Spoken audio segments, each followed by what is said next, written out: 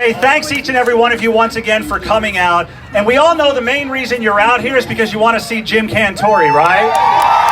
All right. So we're so grateful to have Jim here today because, as you well know, we had a massive tornado outbreak last night, and Jim was called back to the Weather Channel, but he was willing to stay for a couple of hours before he has to catch a flight. So that's the reason he's not able to take individual photos right now, because he's really focused on that. But when he comes up on stage here, snap away, just have some fun, okay? We're gonna ask some questions to Jim. So ladies and gentlemen, without further ado, let's bring up Jim Cantore from the Weather Channel. Thanks, brother, we appreciate you being here. All right, is Jim's mic working? No? There we go. There we go, all right. All right, so everybody knows unbelievable. Jim is the guy that always ends up showing up at all the disasters, right? So it's really kind of cool to have you here outside of a disaster for a change, right? Well, yeah, not to mention, like, we got a record high today or something? Yeah, getting close, This 78. is absolutely ridiculous for December, don't you think? But who's complaining? Nobody is complaining. Nobody. So what we did is I took to Facebook and I asked our followers, you know, what are some of the questions you would ask Jim Cantore? So I've kind of compiled a list here. So everybody's going to get to know Jim just a little bit better. How about that?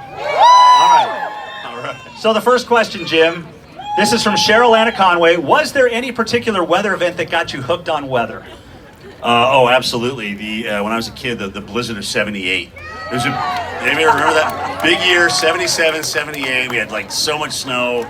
And when you're like 14 and the snow is piled up to the rooftop, it's like you're in tunnels all the time. So that storm, I never forgot how much snow.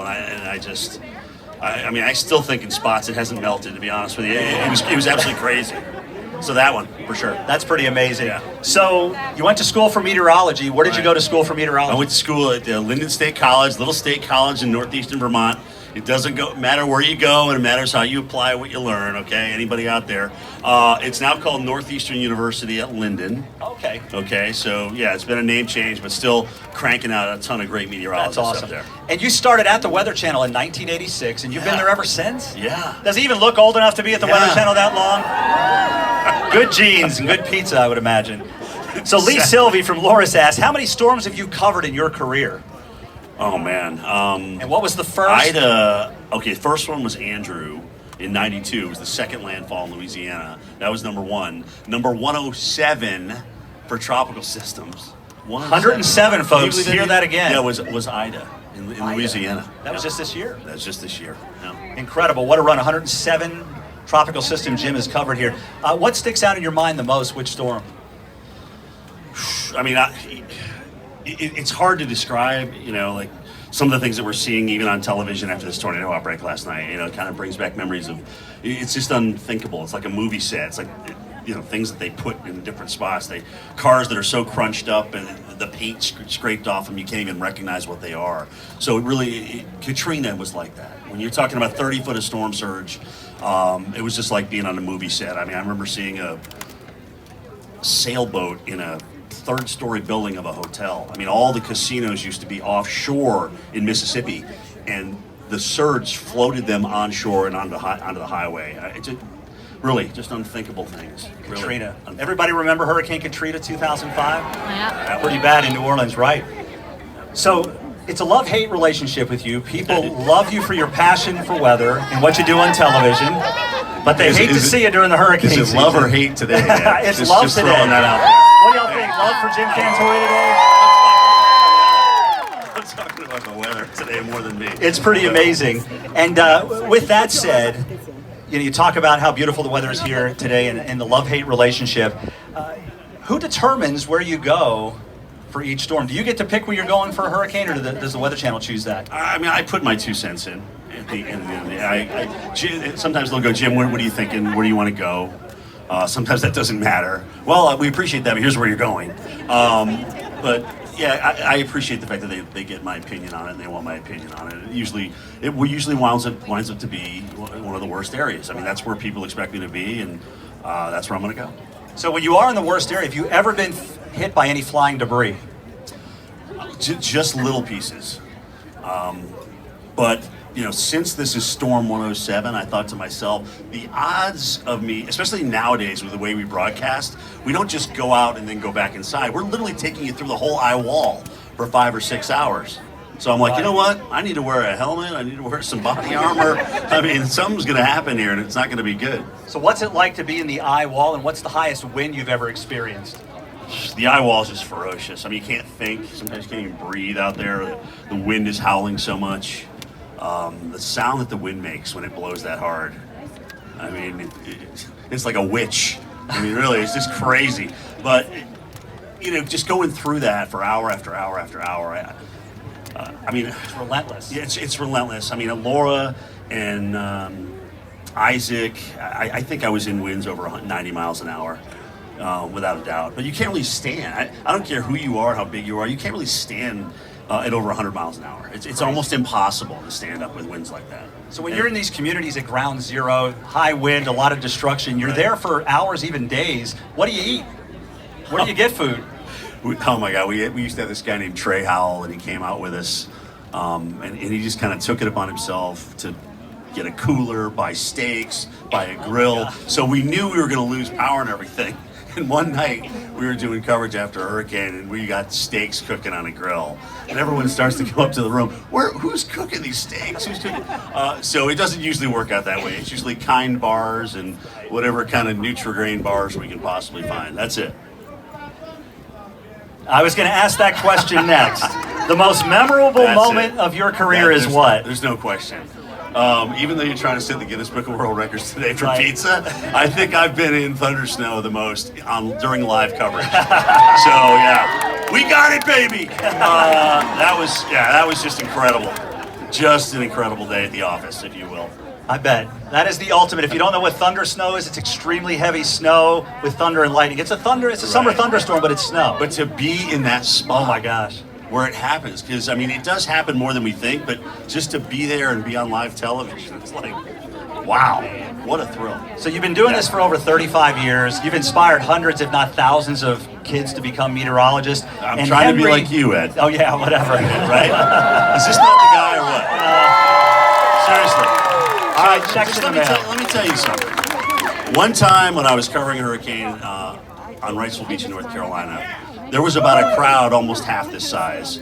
We had to split them so that we could show everybody we were actually on the beach. All right, and I remember this lady had come up to me and she just had this look on her face, and I was like, God, what is she going to tell me here? What is she going to say to me? And she goes, Jim, you know what? I know it's going to get really bad, but I'm just really glad that you're here to take us through it. I never forgot that. I never ever forgot that. So here's what I'll say to you guys. You should be really glad you got Ed to take you through whatever Mother Nature throws at you. Thank you, Jim. I appreciate Seriously, man, I mean that. I think a lot of us have the technique on air that we have because we've watched Jim for so long and his Yeah, and demeanor. what not to do. No. But Henry McDonald, he's 7 years old from Conway. What advice would you give to an aspiring meteorologist? Oh my gosh, 7 years old. If you're already thinking about weather at 7 years old, you know you've got the fever, right? My girlfriend's here with me today. She saw a tornado when she was 7 years old. That hooked her, so she was in. And it does start at a young age. And I'm lucky because I always knew I was a weather geek, but I never really knew I could go study it. So it was my dad who said, listen, you're a freak when it snows. You leave the barn light on all night just to see the first flakes. You go out and shovel the driveway for your mother so she can you got to go study the weather, kid. And I'll never forget that. So just as important for the kids to stay in science, it is for mom and dad to see what they love and push them that way. Woo! That's what I'll say. And by the way, Jim's girlfriend's a meteorologist as well, so that's awesome. I can only imagine the talks you guys have flying and so on and so forth. Trust me, for the last 12 hours, that's all we've been talking about is tornadoes. And All right, so a little bit of fun horrible question situations. stuff here. If you weren't a meteorologist, what would you be? Ooh, well, let's see. We do have a family crowd here, so I won't.